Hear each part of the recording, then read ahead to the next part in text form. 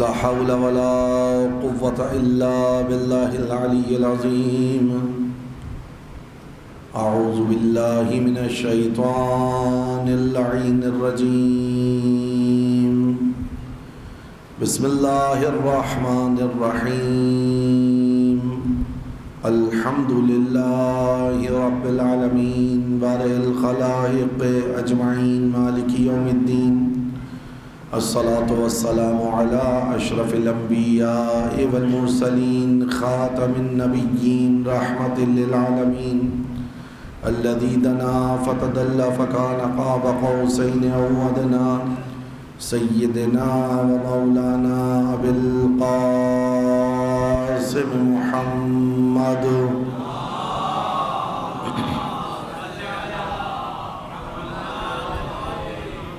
وأهل بيته الطيبين الطاهرين المعصومين المظلومين الذين أذهب الله عنهم الرجس وطهرهم تطهيرا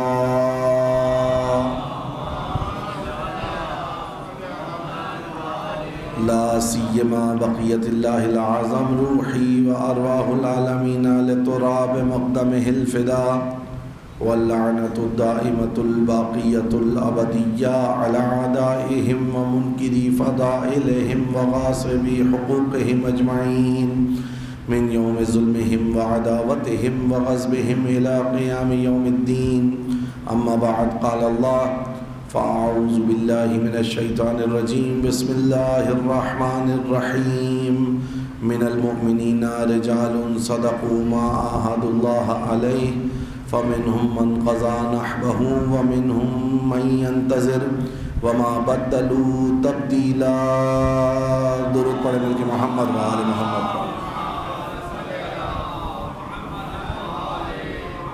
ایک اور بلند صلوات پڑھ دیں ملک محمد و آل محمد.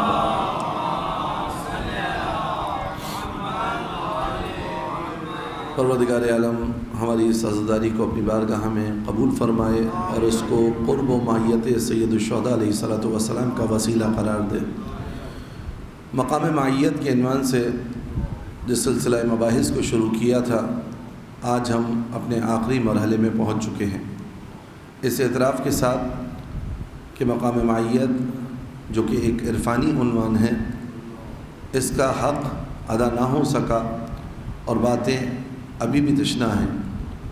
لیکن ایک بات جو مجھے اور آپ کو سمجھنی ہے اس سورہ مبارکہ احزاب کی 23ویں آیت کے ذیل میں کہ جس میں اللہ تعالیٰ ارشاد فرما رہا ہے من المؤمنین رجال صدقوا ما عاهدوا اللہ علیہ، مومنین میں سے کچھ مرد ایسے کہ جنہوں نے اپنے وعدے کو جو انہوں نے اللہ سے کیا تھا سچا کر دکھایا.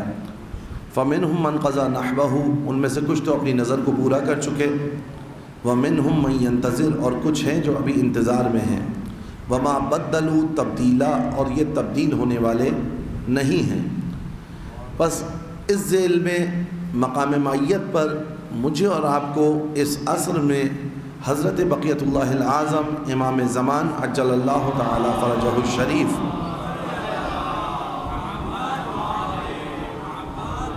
کے حوالے سے یہ سوچنا ہوگا کہ وہ مقام معیت کیا ہو کہ جن کی خدمت کے بارے میں سید الشہداء علیہ السلام تشویق دلاتے ہوئے نظر آئیں.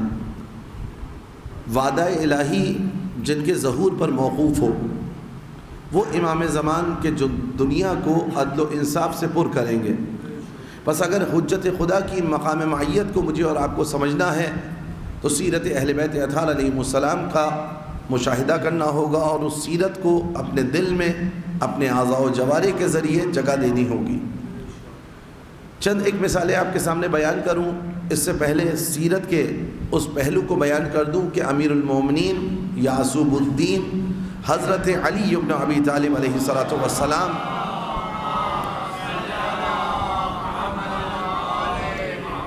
ضروری ہے کہ ہم اپنے بچوں کو اہل بیت اطہار علیہ السلام کی سیرت سے آشنا کریں، ان کے فضائل کے ساتھ ساتھ ان کی سیرت کی طرف ہماری توجہ ہو. اور یہ فضائل بھی اسی لیے رسول اکرم صلی اللہ علیہ وآلہ وسلم نے بیان کرنے کی تاکید فرمائی. ایک اور بیدار صلوات پڑھ دیں مل کے محمد و آل محمد کو.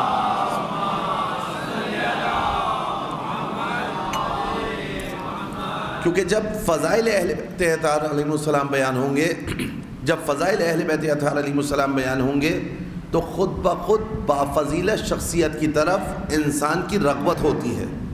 جب آپ کے دل میں فضائل اہل بیت اطہار علیہ السلام اترنا شروع ہوں گے تو حضرات محمد و آل محمد علیہ السلام کی محبت میں اضافہ ہوگا، اور جب نسلوں کی محبت میں اضافہ ہوگا، جب نسلوں کو ہم اس محبت اہل بیت اطہار علیہ السلام کی طرف لائیں گے تو اہل بیت اطہار علیہ السلام کی سیرت ہمارے معاشرے میں جلوہ گر ہوگی۔ بس اصل مقصد، اصل ہدف، اصل غایت ہم سب کے بیان کا یہی ہے کہ ہم اہل بیت اطہار علیہ السلام کے قریب ہوں۔ دیکھیں، میں نے آپ کے سامنے بیان کیا کہ حضرت فضہ علیہ السلام کہ جب فاطمہ زہرا سلام اللہ علیہ کے قریب ہوئیں، اتنا قریب ہوئیں، اتنا قریب ہوئیں، اتنا فنا کر دیا فاطمہ زہرا سلام اللہ علیہ کی ذات میں اپنے آپ کو کہ اب میں آپ کے سامنے نام فضہ سلام اللہ علیہ کا لیتا ہوں، آپ کا ذہن فوراً حضرت فاطمہ سلام اللہ علیہ تک پہنچ جاتا ہے۔ آپ علم حضرت عباس علمدار علیہ السلام پر آتے ہیں، اس کو جو شاعر اللہ قرار دیتے ہیں علماء اور بیان کرتے ہیں آپ کے سامنے اس آیہ مجیدہ کو سورہ مبارکہ حج کی، وَمَن يُعَظِّمْ شَعَائِرَ اللَّهِ فَإِنَّهَا مِن تَقْوَى الْقُلُوبِ، کہ جو بھی شاعر الہی کی تعظیم کرے یہ تعظیم اس کے تقوی الہی کی ضمانت اور بیان گر ہے۔ بس یہ علم مجھے اور آپ کو خدا تک کیسے پہنچاتا ہے کہ حضرت عباس جنہوں نے قربانی دی حسین ابن علی کے لیے، حسین ابن علی جو اللہ کے دین کو بچانے کے لیے نکلے، یعنی ایک علم سے آپ اللہ تک پہنچتے ہیں۔ بس وہ لوگ اور ہیں جو علم کو دیکھ کر اپنا منہ پھیر لیتے ہیں، ہم وہ ہیں کہ علم کے نیچے جب آتے ہیں تو ہماری توحید اور مضبوط ہوتی ہے۔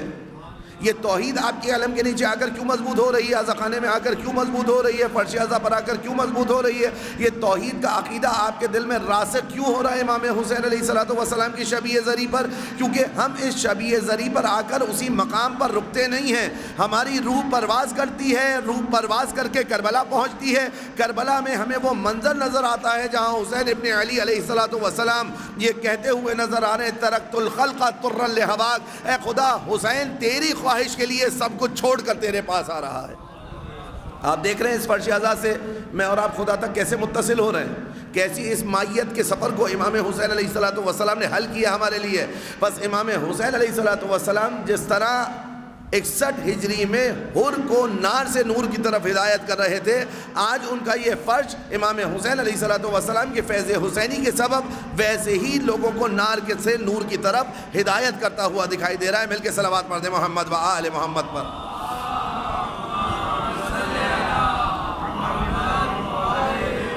بس اس علم کے ذریعے میں اور آپ خدا تک پہنچ جائیں، اس شبیہ زری کے ذریعے میں اور آپ خدا تک پہنچ جائیں۔ اگر یہ علم جس کی میں اور آپ زیارت کرتے ہیں، یہ کربلا میں اسی قد و کاٹ کے ساتھ، اسی وضعیت کے ساتھ، اسی کیفیت کے ساتھ اس طرح کا علم تو نہ تھا نا، مگر چونکہ یہ علم اس علم کی مائیت پر پہنچا، توجہ رکھیے گا، یہ علم اس علم کی مائیت کی منزل پر پہنچا کہ جو کربلا میں حضرت عباس علمدار علیہ السلام کے دست مطہر میں تھا، اب جب اس نے مائیت اختیار کی نا تو اس نے مجھے اور آپ کو حضرت عباس سے ملایا، اس نے مجھے اور آپ کو حضرت عباس تک پہنچایا، اور اسی علم کے ذریعے صرف حضرت عباس تک نہیں بلکہ حضرت سید الشہداء تک پہنچے، سید الشہداء کے ذریعے حضرت امام حسن تک پہنچے، امام حسن کے ذریعے امام علی تک، امام علی کے ذریعے رسول اللہ تک، اور رسول اللہ نے ہمیں خدا سے ملا دیا۔ بس یہ ایک شبیہ علم حضرت عباس علمدار علیہ السلام یہ صلاحیت رکھتا ہے کہ اگر مائیت کی منزل پر آ جائے تو مجھے اور آپ کو خدا سے ملا دے۔ اگر میں اور آپ اس مائیت کی منزل پر آ جائیں تو اب آپ دیکھیے معاشرے کو کیسے خدا سے ملاتے ہوئے نظر آئیں گے۔ ہم کچھ کلام نہیں کریں گے، ہم کچھ بیان نہیں دیں گے، بلکہ میرا اور آپ کا انداز بتائے گا کہ یہ خدا والا ہے، اللہ والا ہے۔ مل کے صلوات پڑھ دیں محمد و آل محمد پر۔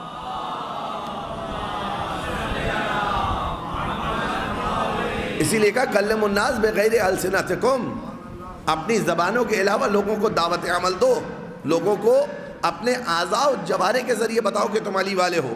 بس یہاں مجھے اور آپ کو کچھ کہنے کی ضرورت نہیں پڑے گی اگر مائیت کی منزل پر آ گئے۔ میرا اور آپ کا طرز عمل بتائے گا کہ یہ طرز عمل علی والوں کا ہے۔ جیسے ہی ذہن میں علی ابن ابی طالب علیہ السلام کی سیرت نقش ہوگی، فوراً انسان رسول اللہ اور اس سے بالا خداوند متعال کی ذات تک پہنچے گا۔ تو شاعر الہی مائیت کی منزل پر، میں اور آپ اگر مائیت کی منزل پر آ جائیں تو یقین جانیے بہت سارے مسائل حل ہو جائیں۔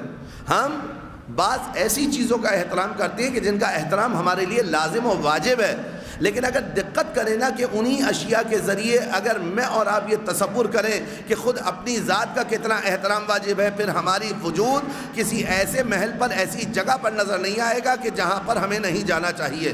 ایک مثال کے ذریعے واضح کر دوں، آپ میں سے بہت سے لوگ کربلا معلیٰ زیارت کے لیے گئے ہوں گے یا مقامات مقدسہ کی زیارت کے لیے گئے ہوں گے، انشاءاللہ گئے ہیں تو خداوند متعال پھر لے کر جائے، جو نہیں گئے ہیں ان کو تو حتماً پروردگار عالم اربعین کی زیارت سے مشرف فرمائے۔ ایک صلوات پڑھیں مل کے محمد و آل محمد پر۔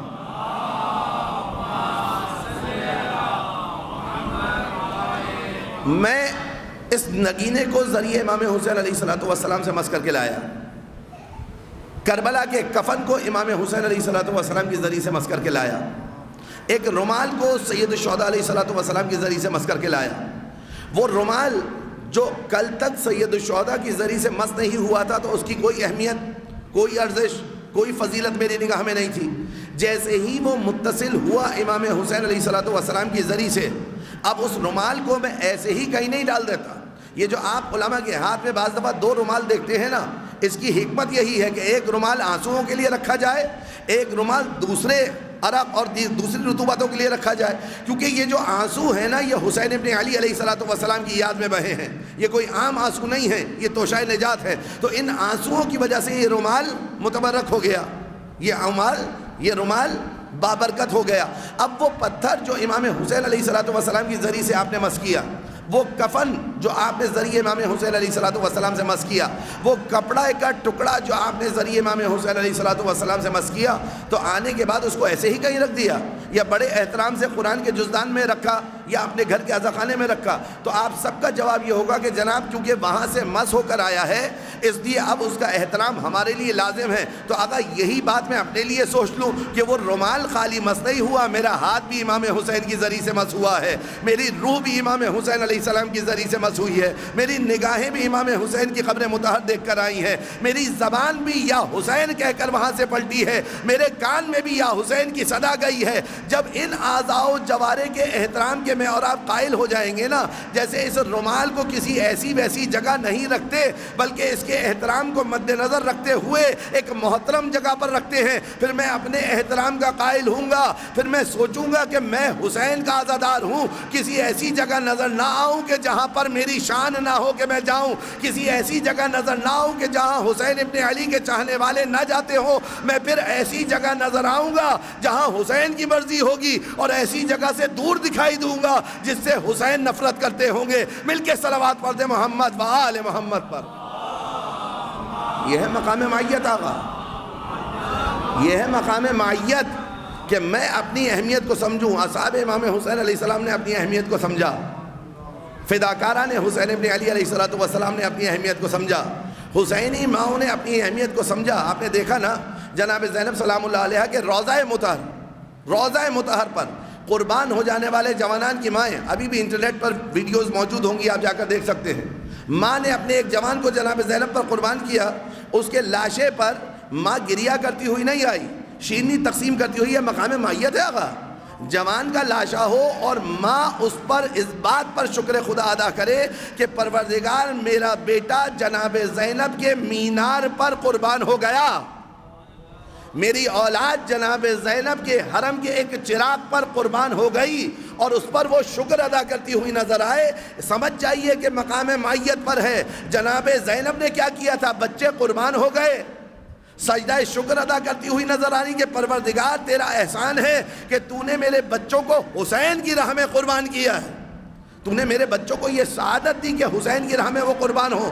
یہ مقام معیت ہے آقا، یہ مقام معیت ہے کہ وہ ماں جب جناب زینب سلام اللہ علیہ کے روضے کے ایک چراغ پر جب بچہ قربان ہو رہا ہے نا، تو وہ اس پر شکر ادا کر رہی ہے اور آ کر کہہ رہی ہے کہ ابھی اللہ نے ایک دیا تھا، میں نے راہ خدا میں ایک قربان کیا ہے، اگر اور ہوتے تو راہ خدا میں اسی جذبے کے ساتھ اور قربان کرتی۔ آقا یہ جذبہ کس نے دیا ہے؟ جو میں نے پہلی مجلس میں آپ کے سامنے بیان کیا تھا، عموماً قوموں کو کس سے ڈرایا جاتا ہے؟ کس چیز سے ڈرایا جاتا ہے اقوام کو؟ یا موت سے، موت کا خوف دلایا جاتا ہے، یا فقر و فاقے کا خوف دلایا جاتا ہے، یا اسیری کا خوف دلایا جاتا ہے؟ ایسا ہی ہے نا۔ آپ دیکھیں عزاداری سید الشہداء علیہ السلام نے ہماری تربیت کیسے کی ہے۔ اس عزائے حسین ابن علی علیہ السلام نے ہماری تربیت کیسے کی ہے؟ آقا عزاداری کے مراسم کو جہت دینے کی ضرورت ہے، اختلاف میں کھڑے ہونے کی ضرورت نہیں ہے۔ صحیح سمت پر فلسفے کے ساتھ عزائے امام حسین علیہ السلام جو بر صغیر کے ہمارے علماء نے رائج کی ہے نا، اور جو ہمارے بزرگوں سے ہم تک منتقل ہوئی ہے، اس کی بڑی اہمیت ہے، اس کا بڑا اثر ہے۔ جن گھروں میں عزائے امام حسین علیہ السلام ہوتی ہے نا، جن گھروں میں فرش عزائے حسین ابن علی بچھایا جاتا ہے، جن گھروں میں عباس علمدار علیہ السلام کا علم بلند ہوتا ہے، ان کی نسلیں وفا کی خوشبو کو سونگھ کر پروان چڑھتی ہیں۔ مل کے صلوات پڑھیں محمد و آل محمد پر۔ رائج کریں اپنے گھر میں صف ماتم سید الشہداء علیہ السلام کی بچھائیں، اپنے بچوں کو ادب و آداب سکھائیں کہ کیسے فرش عزائے حسین ابن علی علیہ السلام پر آیا جاتا ہے، کیا لباس ہو، کیا کیفیت ہو، کیا انداز ہو، کیا پرسیداری کا طریقہ ہو، کیا ادب آداب ہو۔ یہ جو ہماری ماؤں نے ہمیں آقا تربیت دیا ہے نا، اس عزاداری کے پیچھے بہت گہرے فلسفے موجود ہیں۔ تو عموماً اقوام کو جو ڈرایا جاتا ہے، کس چیز سے ڈرایا جاتا ہے؟ موت سے، بھوک پیاس سے، فقر و فاقے سے، زندان کی اسیری سے۔ عزائے امام حسین علیہ السلام کا کمال دیکھیں، اور اگر صحیح جہت دے کر میں اور آپ اپنے بچوں کو پروان چڑھائیں نا، یقین جانیے ہر ایک فرد سید الشہداء کی راہ میں قربانی کے لیے آمادہ نظر آئے۔ مل کے صلوات پڑھ دیں محمد و آل محمد۔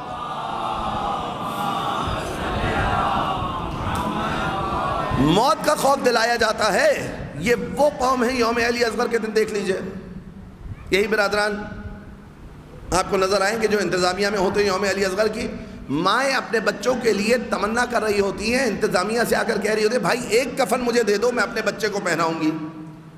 یہ علی اصغر کے نام کا کفن جو ماں بچے کو پہنا رہی ہے، یہ جذبہ اس ماں کے دل میں کیسے آیا؟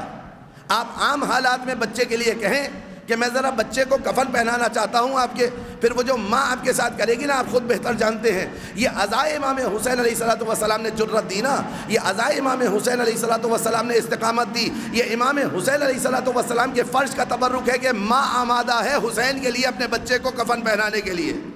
یہ سمبولک ہے، لیکن وہ ماں اپنے دل کی گہرائی سے عقیدت کے ساتھ اپنے بچے کو کفن پہنا کر یہ اعلان کرتی ہے کہ جب حسین کے نام کا کفن پہنا دیا نا، تو جو حسین کے نام کا کفن پہن لے وہ فنا نہیں ہوتا، وہ باقی رہتا ہے۔ آج جون باقی ہیں، آج حر باقی ہیں۔ یہ ماں اسی فلسفے کو بتا رہی ہے کہ اگر میں نے اپنے بچے کو حسین کے نام کا کفن پہنایا ہے نا، تو اس کو باقی رکھنے کے لیے پہنایا ہے، فانی بننے کے لیے نہیں پہنایا۔ تو جس قوم کو حسین پر مرنے کے لیے مقتل کی تلاش ہو، اس قوم کو کوئی موت سے ڈرا سکتا ہے؟ دوسرا فلسفہ دیکھیے، آپ کی ماؤں نے آپ کو فقیر بنایا ہوگا، آپ دیکھتے ہیں کہ 7 محرم کو بچے فقیر بنے گھوم رہے ہوتے ہیں، اس کے فلسفے کو بیان کرنا چاہیے۔ فلسفہ کیا ہے؟ یعنی ماں یہ سمجھانا چاہ رہی ہے میرے لال، حسین کی راہ میں، اہل بیت کی راہ میں اگر تمہیں فقر و فاقے کا سامنا ہو، اگر تمہیں محتاجی کا سامنا ہو، اگر تمہیں تنگ دستی کا سامنا ہو، تو فقر سے کہنا میں حسین کی راہ میں فقیر ہوا ہوں۔ یہ مقام فقر ہے، یہ فقر مقام فخر ہے کہ ہم حسین ابن علی علیہ السلام کی راہ میں فقیر ہوں۔ دیکھیں 3 ہی خوف ہے نا، دوسرے خوف کا بیان کر دیا۔ پہلا خوف کیا؟ موت کا خوف۔ جو قوم بچپن سے کفن پہن کر عادی ہو چکی ہو، اس کے دل میں موت کا خوف کیا ہوگا؟ جو قوم ہر سال فقیر بن کر تربیت کر چکی ہو اپنی کہ اگر حسین کی راہ میں کوئی فقیر ہو جائے تو اس میں باعث عزت و شرف ہے، نہ کہ باعث ذلت۔ اگر حسین کی راہ میں فقیر ہو جائے تو وہ حسینیت کو چھوڑ کر جائے گی قوم۔ اور جس ماں نے بچپن سے بچے کو قیدی بنا کر یہ بتایا ہو کہ اگر تمہیں حسین ابن علی علیہ السلام کی راہ میں قیدی بننا پڑے نا، تو شرمندہ مت ہونا، فخر سے کہنا حسین کی راہ میں اسیر ہوا ہوں۔ مل کے صلوات پڑھے محمد و آل محمد پر۔ اب آپ مجھے یہ بتائیے کہ یہ فلسفہ جو ماں نے دیا تھا وہ یاد ہے آپ کو؟ یہ تو سمبولک چیزیں ہیں، یہ مستعار لیتے ہیں ہم، عاریتاً ہم اپنے اوپر یہ کیفیت طاری کرتے ہیں۔ کیوں؟ اس لیے کہ اصل فلسفہ باقی رہے، اصل فلسفہ باقی رہے۔ اس میں نہ کوئی سنت کا دخل ہے اور نہ کسی اور عنوان کا۔ ہاں، جہاں پر یہ بات آئے تو وہاں پر اس فلسفے کو صحیح طریقے سے بیان کریں اور بچے کو فقیر بناتے ہوئے بتائیں، بچے کو علم تھماتے ہوئے بتائیں، بچے کو کفن پہناتے ہوئے بتائیں کہ تمہیں پالا ہم نے حسین ابن علی کے لیے ہے. اگر حسین کے مکتب پر بات آئے نا تو پھر تمہارا وجود اس قابل ہے کہ حسین پر قربان ہو جاؤ، کیونکہ حسین ابن علی پر بھی ہر کس و ناقص قربان نہیں ہو سکتا گا. اس کے لیے منزل مائیت پر آنا ضروری ہے. امام حسین علیہ السلام کا خون جہاں گرا وہیں پر اصحاب امام حسین علیہ السلام کا خون گرا، اور وہیں پر دوسرے لشکر کی بھی جراحتیں ہوئی ہوں گی اور ان کے بھی نجس لاشیں گرے ہوں گے. مگر سبقت کون سا خون لے کر گیا آقا؟ سبقت کون سا خون لے کر گیا؟ اس کربلا کی خاک پر آج بھی حسین کے خون کے اثرات باقی ہیں، اصحاب امام حسین کے خون کے اثرات باقی ہیں. جو لشکر مقابل میں آئے تھے نا ہلاک ہو کر فنا ہو گئے، جو لشکر حسین ابن علی میں تھے شہید ہو کر بقا پا گئے. حسین پر فنا پا کر اپنے آپ کو بقا دے دی، اور ایسی بقا دی کہ تا صبح قیامت اب جون زندہ رہیں گے، بلکہ صرف زندہ نہیں رہیں گے، صرف زندہ نہیں رہیں گے بلکہ زندگی بانٹتے ہوئے دکھائی دیں گے. مل کے صلوات پڑھ دیں محمد و آل محمد پر.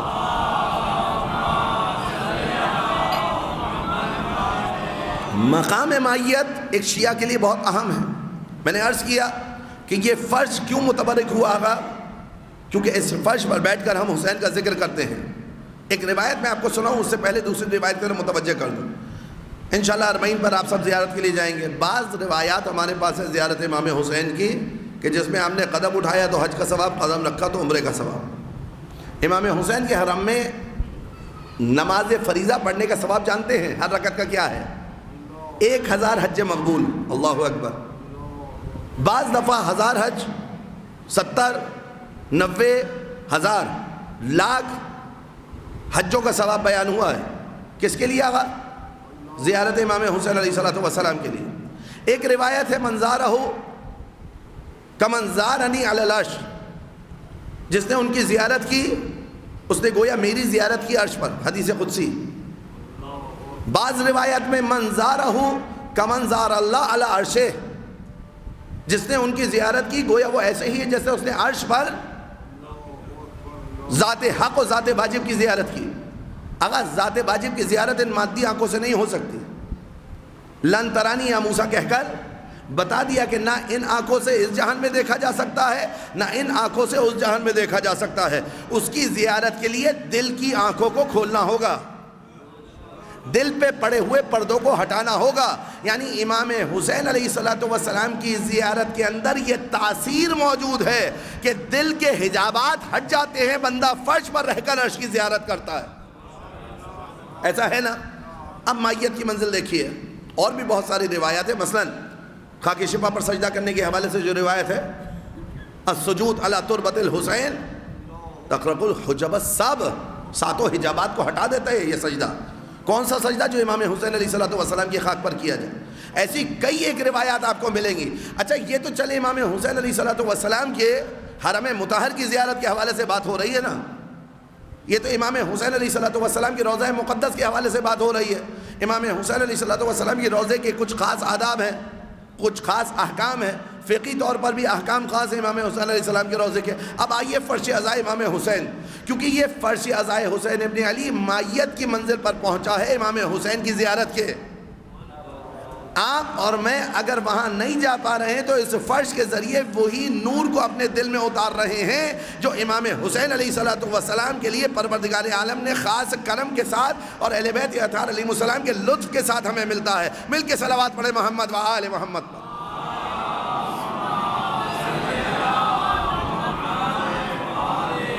روایت میں وارد ہوا، حدیث قدسی ہے، من بکا علی مصاب الحسین، جو امام حسین علیہ السلام کی مصیبت پر بکا کرے. اکثر آپ نے مصائب میں سنا ہوگا، اور پہلی محرم کو اس حدیث قدسی کو اکثر بیان کیا جاتا ہے. من بکا علی مصاب الحسین، جو امام حسین علیہ السلام کی مصیبت پر بکا کرے. او تذکرہ، اور امام حسین کی یاد کو تازہ کرے. او جلسہ مجلسن، اور یا مجلس میں آ کر امام حسین علیہ السلام کی بیٹھے. یہ او کے ذریعے جو عطف ہوتا ہے نا، کوئی اگر امام حسین پر بکا کرے یا امام حسین کی یاد کو تازہ کرے یا مجلس عزائے حسین ابن علی میں آ کر بیٹھے، یہاں پر واو کی طرح سے نہیں ہو رہا ہے کہ جو مجلس عزائے حسین میں اور ان کی یاد کو تازہ کرتے ہوئے اور مجلس عزائے حسین میں آ کر بیٹھے. نہیں، کوئی اگر ان تین میں سے کوئی ایک کام بھی کر لے نا، اس کی فضیلت بتاؤں کیا ہے؟ من بکا علی مصاب الحسین، جو امام حسین کی مصیبت پر بکا کرے، بکا یعنی بآواز بلند کریا، جو ان کی یاد کو تازہ کرے، جو ان کے فرش مجلس پر آ کر بیٹھے، کأنہ زارنی علی العرش، حدیث قدسی ہے۔ حدیث قدسی وہ خدا کا فرمان ہے جو قرآن میں نہ ہو۔ جو یہ تین عمل میں سے کوئی ایک انجام دینا، وہ ایسا ہی ہے جیسے اس نے میری زیارت کی ہو عرش پر، 1 مرتبہ نہیں، 10 مرتبہ نہیں، 15 مرتبہ نہیں، 40 مرہ، 40 مرتبہ۔ تو یہ اعمال معیت کی منزل پر پہنچے ہیں نا، جب اس معیت کی منزل پر پہنچے تو خداوند متعال نے ان کو اس رحمت کی نگاہ سے دیکھا کہ اگر کوئی ذکر حسین ابن علی کرے، اگر کوئی حسین کی مصیبت پر بکا کرے، اگر کوئی حسین کے فرش پر آ کر بیٹھے، کأنہ زارنی علی العرش 40 مرہ، تو وہ ایسے ہی ہے جیسے اس نے عرش پر میری زیارت کی ہو 40 مرتبہ۔ آقا آپ 1 مرتبہ حج مقبول پر حیران تھے، یہاں بیت اللہ کی زیارت نہیں بلکہ اللہ کی زیارت کی بات ہو رہی ہے۔ مل کے صلوات پڑھ دے محمد و آل محمد پر۔ یہ جب معیت کی منزل پر معاملہ پہنچتا ہے نا، معیت کی منزل پر، تو یہ سارے احکام لاگو ہوتے ہیں۔ اور اگر معیت کی منزل پر نہ ہو، اگر معیت کی منزل پر نہ ہو تو یہ من سے مراد ہر کس و ناکس نہیں ہے۔ یہاں من سے مراد وہ ہے کہ جو ان تمام تر درجات کو سمجھتا ہو۔ کچھ نہ کچھ مل جائے گا، چونکہ اس در سے تو کوئی خالی نہیں گیا، کچھ نہ کچھ مل جائے گا، لیکن حق جب ادا ہوگا جب معیت کی منزل پر آئیں۔ اور اس معیت کی منزل پر لانے کے لیے اگر استاد کی ضرورت ہو نا، تو سب سے بہترین استاد اس درس کے حضرت ابو الفضل العباس علمدار علیہ السلام ہیں۔ مل کے صلوات پڑھ دے محمد و آل محمد۔ کیوں میں نے کہا کہ بہترین استاد ہے؟ دیکھیں کربلا میں اور دیگر ذوات قدسیہ بھی ہیں جو امام حسین علیہ السلام کی ذات پر اپنے آپ کو قربان کر رہی ہیں، لیکن آپ مجھے بتا دیں بعد از امام حسین علیہ السلام کسی کا مقام حضرت عباس جیسا ہے؟ دیکھیں ہیں سب شہدائے کربلا، جناب ام البنین سلام اللہ علیہ کے فرزندان ہیں۔ میں نے غالباً دوسری مجلس میں اشارہ کیا تھا، لیکن جو مقام حضرت عباس علمدار علیہ السلام کا ہے نا، وہ مقام دیگر شہداء کا نہیں ہے۔ آپ امام حسین علیہ السلام کی حرم مطہر میں دیکھیں، شہداء ہونے کی نسبت سے سب برابر، شہید ہونے کی نسبت سے سب برابر، کربلا کے شہید ہونے کی نسبت سے بھی سب برابر، ہماری امام حسین علیہ السلام کی نسبت سے بھی سب برابر۔ لیکن جب بات آئے عباس علمدار علیہ السلام کی تو باب الحسین ان کو کہا جائے، یعنی حسین ابن علی علیہ السلام تک پہنچنے کا دروازہ۔ حضرت عباس وہ ذات مقدس ہے کہ امام حسین علیہ السلام کہ جن کے لیے کائنات کی ہر ایک شے گریہ کناں ہو، یسبح للہ ما فی السماوات و ما فی الارض، جس طرح اللہ کی تسبیح ذرہ ذرہ کر رہا ہے نا، ہمارے پاس روایات موجود ہیں حسین ابن علی علیہ السلام پر گریہ بھی ذرے ذرے نے کیا ہے۔ جو پتھر اٹھاؤ وہ امام حسین علیہ السلام پر گریہ کناں، یہ روایات آپ کے پاس موجود ہیں۔ وہ حسین ابن علی جن کے لیے سب یہ کہیں بے ابی و امی یا ابا عبداللہ، میرے ماں باپ آپ پر قربان ہوئے ہیں حسین ابن علی۔ جانتے ہیں عباس علمدار علیہ السلام کے لیے وہ حسین کیا کہہ رہے ہیں؟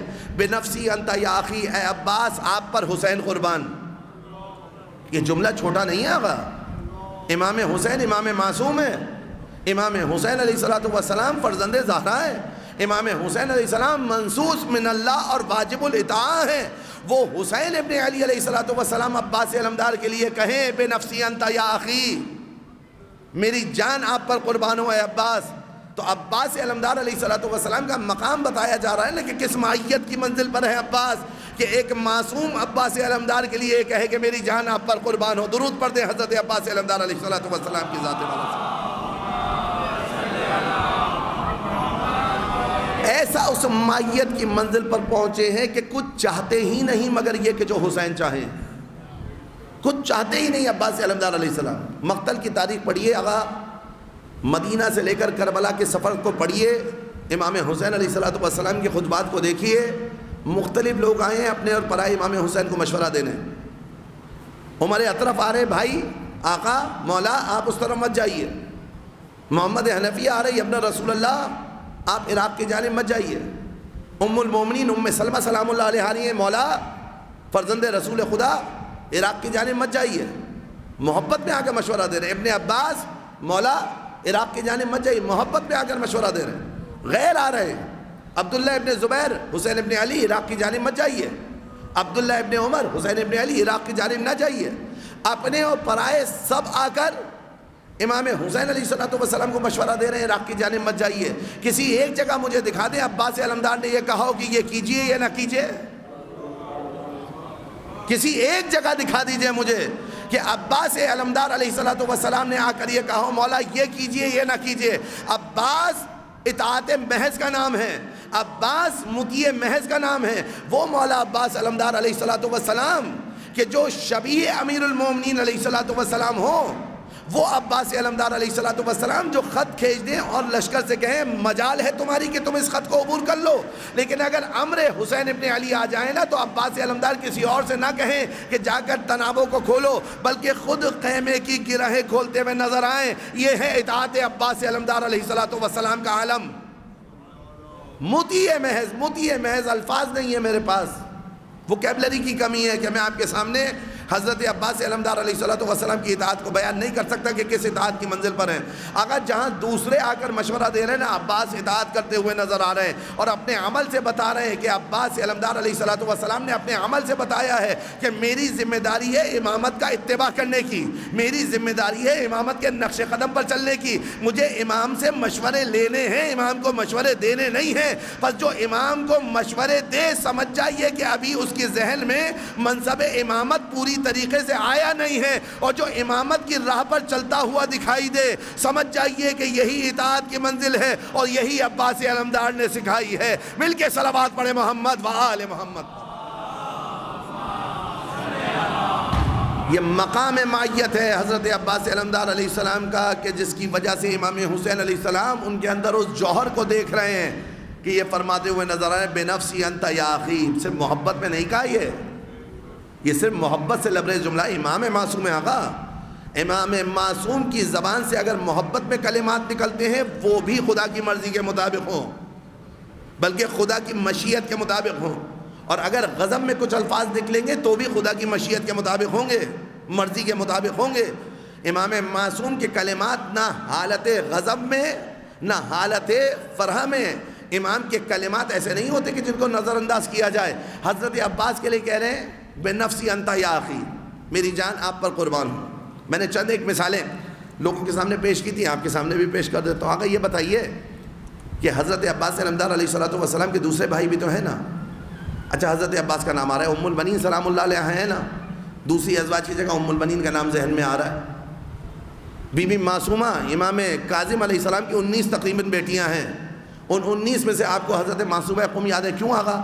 ان کے مقام کو، ان کے لیے بھی امام کاظم نے فرمایا تھا فداہا ابوہا، ان کے لیے بھی امام کاظم علیہ السلام کے یہ کلمات موجود ہیں، یعنی ایک معصوم کے کلمات بیوی کے لیے موجود ہیں کہ آپ کا بابا آپ پر قربان ہو۔ یہ معاملہ کیا ہے کہ یہ ان ذوات قدسیہ، مثلا اگر صرف بیٹی ہونا فضیلت ہوتا اور اس مقام پر پہنچنے کا ضامن ہوتا تو امام کاظم علیہ السلام کی 19 بیٹیاں ہیں اور سب کی سب بافضیلت ہیں، لیکن جو مقام حضرت معصومہ سلام اللہ علیہ کا ہے نا وہ باقی 18 کا نہیں ہے۔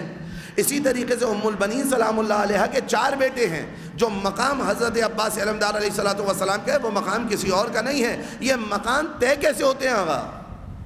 میں اور آپ کیا حیثیت رکھتے ہیں کہ ان کے مقام کو معین کریں؟ ہے کوئی ہماری اوقات حیثیت؟ نہیں، ہم معین نہیں کر سکتے۔ معصوم کے کلمات بتائیں گے کہ کس کے لیے معصوم کیا کہہ رہے ہیں۔ حضرت عباس کے لیے امام حسین نے کہا بے نفسی انتا یا اخی، میری جان آپ پر قربان ہو اے عباس، کسی اور کے لیے نہیں کہا۔ اس سے حضرت عباس علمدار علیہ السلام کا مقام سمجھ میں آ رہا ہے۔ حضرت معصومہ کے لیے امام کاظم علیہ السلام نے کہا فداہا ابوہا، کسی اور کے لیے نہیں کہا۔ اس سے حضرت معصومہ سلام اللہ علیہ کا مقام سمجھ میں آ رہا ہے۔ پس جو جتنا زیادہ ولایت کے اندر اپنے آپ کو جذب کرتا گیا اور فنا کی منزل پر پہنچا، امام علیہ السلام کے کلمات اس کے لیے ویسے ہی تبدیل نظر آئے۔ اس کے مقام کو دیکھتے ہوئے امام نے لوگوں کو بتایا ہے کہ یہ مقام کیا ہے۔ حضرت عباس علمدار علیہ السلام کے لیے مولا نے فرمایا، چھٹے امام امام جعفر صادق علیہ السلام،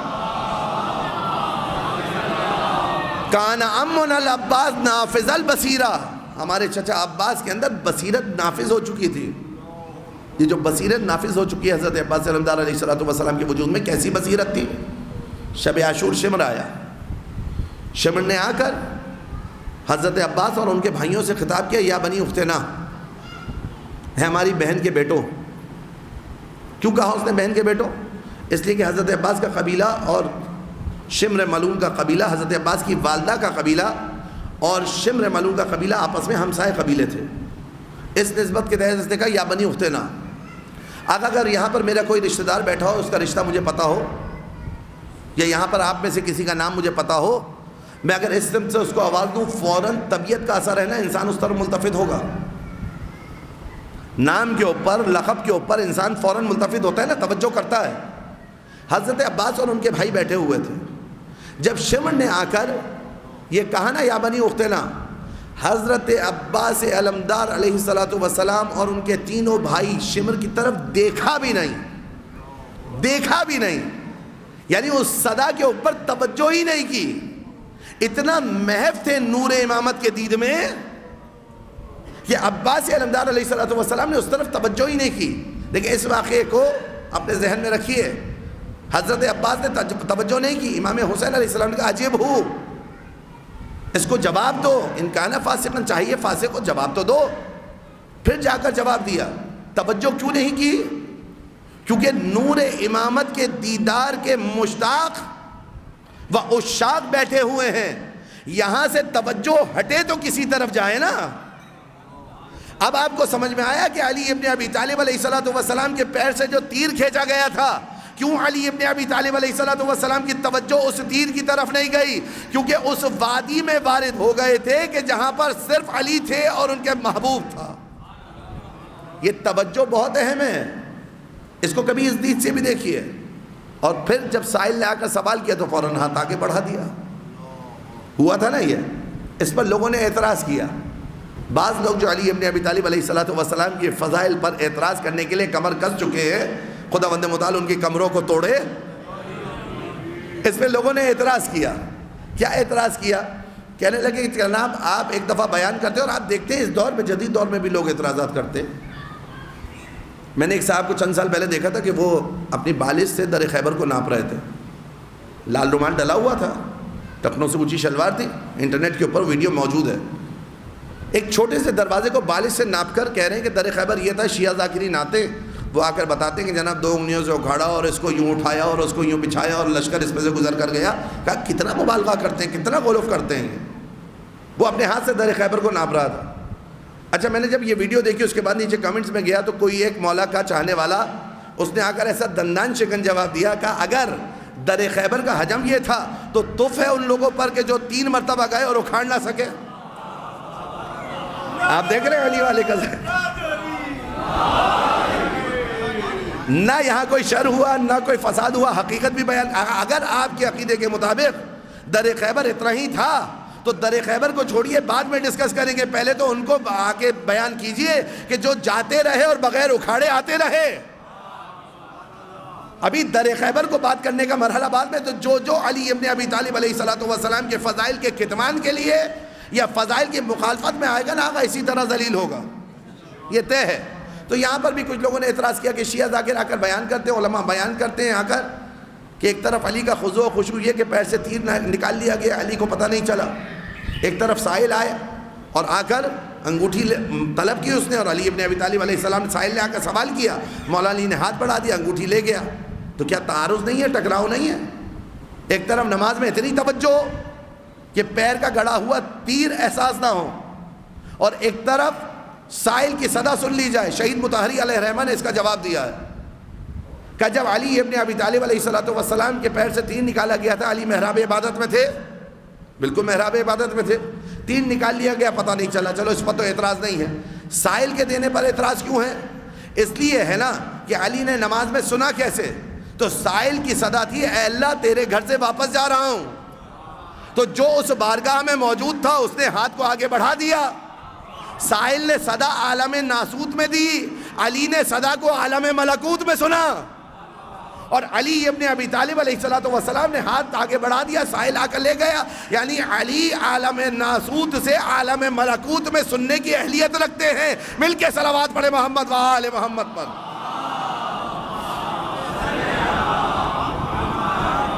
تو اب آپ نے توجہ کی کہ حضرت عباس علمدار علیہ السلام اور ان کے بھائیوں نے شمر کی صدا پر کیوں نہیں کان دھرے؟ فطرت انسانی کیا ہے؟ میں اگر نام لوں نا تو فوراً آپ دیکھیں گے، اگر میں آواز دوں تو آپ فوراً دیکھیں گے، ایسا ہی ہے نا.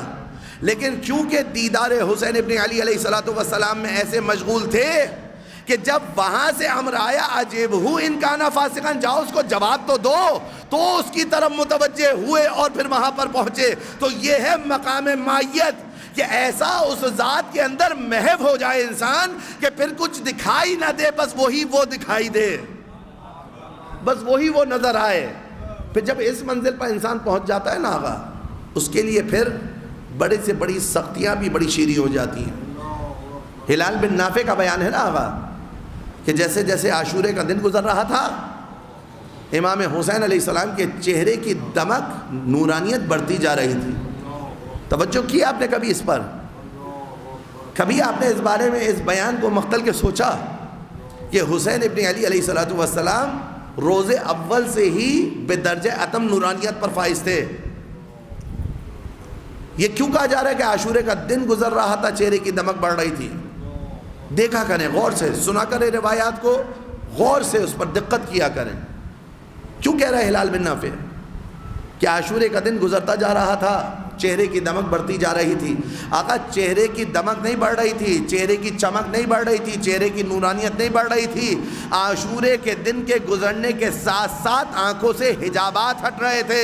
چہرے کی نورانیت تو وہی تھی جو روز اول تھی درجہ کمال پر، مگر آنکھوں سے جب حجاب ہٹنا شروع ہوئے نا تو دکھائی دینے لگا کہ حسین کیا ہیں. یہ عاشورہ نے بڑے بڑے حجابوں کو ترک کیا، آقا بڑے بڑے حجابوں کو چارک کیا ہے.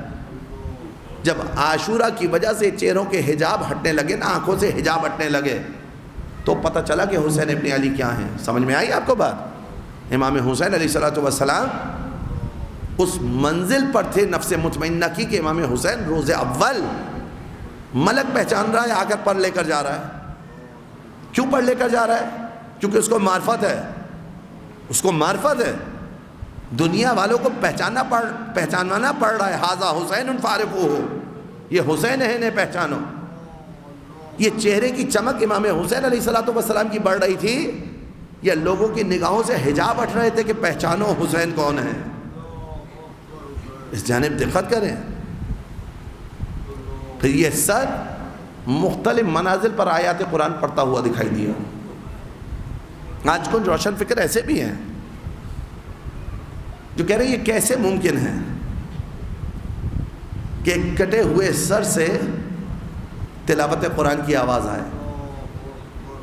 بچائیں اپنے بچوں کو ایسے فاسد العقیدہ افراد سے. امام کا سر نو کے نیزہ پر قرآن کی تلاوت کرے، اس میں بعید کیا ہے؟ حسین ناطق قرآن ہے. کشا بکشا امام حسین علیہ السلام کے سر نے تلاوت کی ہے. لوگوں کی چشمدید گواہوں کے بیانات بعض مقاتل نے نقل کیے ہیں. خولی کے تندور میں امام حسین علیہ السلام نے، خولی نے جا کر اپنے گھر کے تندور میں امام حسین علیہ السلام کا سر مطہر رکھ دیا ہے. خولی کی زوجہ یہ کہتی ہے کہ میں نے سنا کہ ان کے لبوں میں جنبش آئی. میں نے اپنی سماعتوں کو ذرا اس جانب متوجہ کیا، آیت کی تلاوت کر رہے تھے وَسَيَعْلَمُ الَّذِينَ ظَلَمُوا أَيَّ مُنْقَلَبٍ يَنْقَلِبُونَ. سر حسین ابن علی آغا، حجت خدا حسین ابن علی، راکب دوش مصطفیٰ حسین ابن علی، گوہر تاج حلتا حسین ابن علی. وہ حسین ابن علی علیہ السلام کے جن کے سر کے ساتھ جو میں نے کل آپ کے سامنے بیان کیا، ایسی اہانت آمیز رویہ رکھا گیا. جو کہا تھا نا کہ لوگوں نے علی اور فاطمہ کو پہچانا نہیں.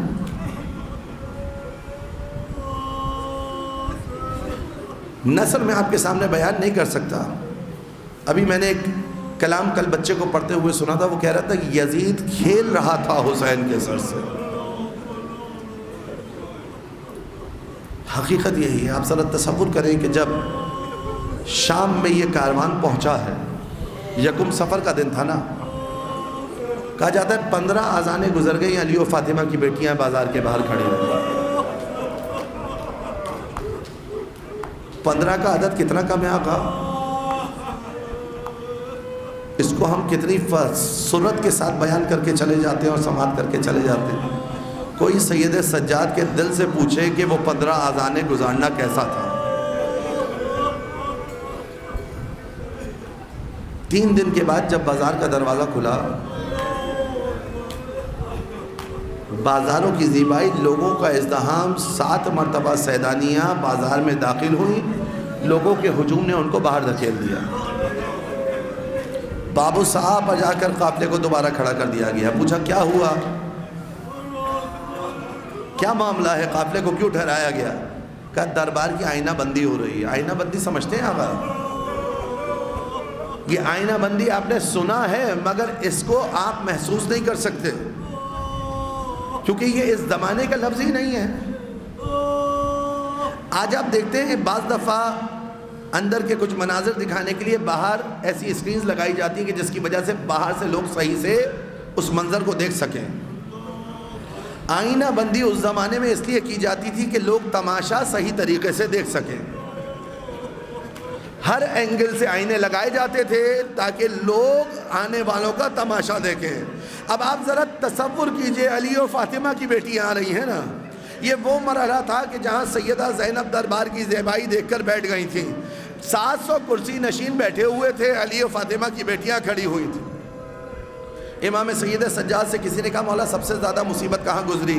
کہا شام شام شام۔ شام میں مولا کون سی مصیبت گزری ہے؟ امام سجاد نے شام کی 7 مصیبتوں کو بتایا ہے کہ ہماری پھوپھیوں کے سامنے ان کے بھائیوں کے سروں سے کھیلا جا رہا تھا، ان کے سروں کو باز رکھا گیا تھا تاکہ سروں کے ساتھ ان کھلے ہوئے سروں کا تماشا بھی دیکھا جائے۔ کہیں چھتوں سے ہم پر پتھر برسائے گئے، کہیں کھولتے ہوا پانی پھینکا گیا، کہیں سے انگارے پھینکے گئے، ہمارے سر زخمی ہوئے، ہماری پھوپھی زینب کا سر زخمی ہوا۔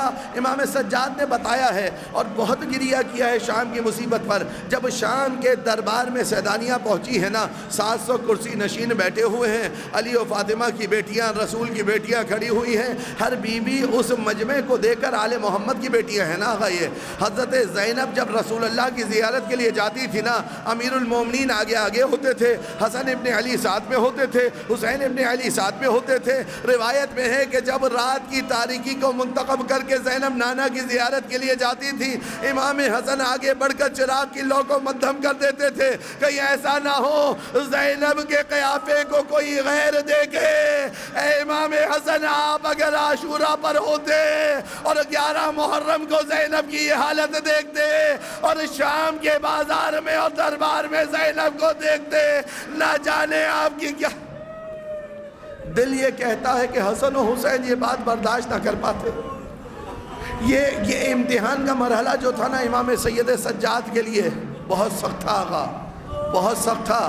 سید سجاد اس بات پر روتے رہے جب دربار میں وارد ہوئی نا سیدانیاں، ہر بی بی نے اپنے آپ کو ایک دوسری بی بی کے پیچھے چھپانا چاہا۔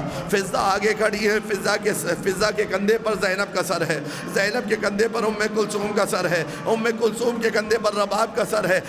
ہر بی بی اپنے آپ کو دوسری بی بی کے پیچھے چھپاتی ہے۔ ایک مرتبہ یزید نے اپنے غلام سے کہا ان آنے والیوں کا تعارف تو کرایا جائے۔ ایک مرتبہ تعارف کرانے لگا، ہاذہ زینب، ہاذہ رقیہ، ہاذہ ام کلثوم، ہاذہ بنات فاطمہ۔ اب جب جناب فاطمہ کا نام سننا تھا نا، جناب زینب کو جلال آیا۔ ایک مرتبہ جناب زینب نے خطبہ دیا، طویل خطبہ ارشاد فرمایا اور خطبے میں کہا یا یزید کد قیدک ساسایک و ناصب جہدک واللہ لا تمحو ذکرنا۔ اے یزید تجھے جو مکر کرنا ہے کر لے، تجھے جو کوشش کرنی ہے کر لے، خدا کی قسم تو ہمارے ذکر کو مٹا نہیں سکے گا۔ اے سیدہ زینب آئیے اور آ کر ان عزاداروں کی آنکھوں کو دیکھیے، ان کی زبانوں پر یا زینب کی صداؤں کو سنیے۔ بی بی آپ کا ذکر آج بھی موجود ہے، آپ نے حق کہا تھا۔ اب جب جناب زینب نے یہ خطبہ دیا نا، یزید نے چند حبشیوں کو اشارہ کیا، کہنے لگا کوئی ہے جو اس عورت کی زبان کو بند کرے۔ ایک مرتبہ فضہ سامنے آ گئی، آ کر اپنے چہرے سے بالوں کو ہٹایا اور کہنے لگی ہے حبشیوں تمہاری غیرت کو کیا ہو گیا، تمہاری غیرت کو کیا ہو گیا؟ اگر تو ذرا تصور کرو کہ اس دربار میں اگر شاہ حبش کی بیٹی آ جائے تو کیا کرو گے؟ کہ اے ضعیفہ خبردار، جو اس نجس دربار میں شاہ حبش کی بیٹی کا نام لیا۔ فضہ نے تعارف کرائے، حبشیوں پہچانو، میں فضہ دختر شاہ حبش ہوں، وہ حبشی جو زینب کو قتل کرنے کے ارادے سے آگے بڑھے تھے، نیزے لے کر یزید کے تخت کی طرف لپ کے، اے ملون، یہ نجس دربار ہمارے شاہ کی بیٹی سید سجاد شاید الشام کہہ کر اس لیے روتے تھے کہ دربار یزید میں فضہ کا دفاع کرنے والے تھے، مگر زینب کے دفاع کے لیے سوائے ایک نابینا صحابی کے کوئی آگے نہ بڑھا۔ رسول زادیاں رسن بستہ کڑی رہی، یزید سر حسین سے کھیلتا رہا، کبھی دندان مبارک پر چھڑی کو کبھی لبہائے مبارک۔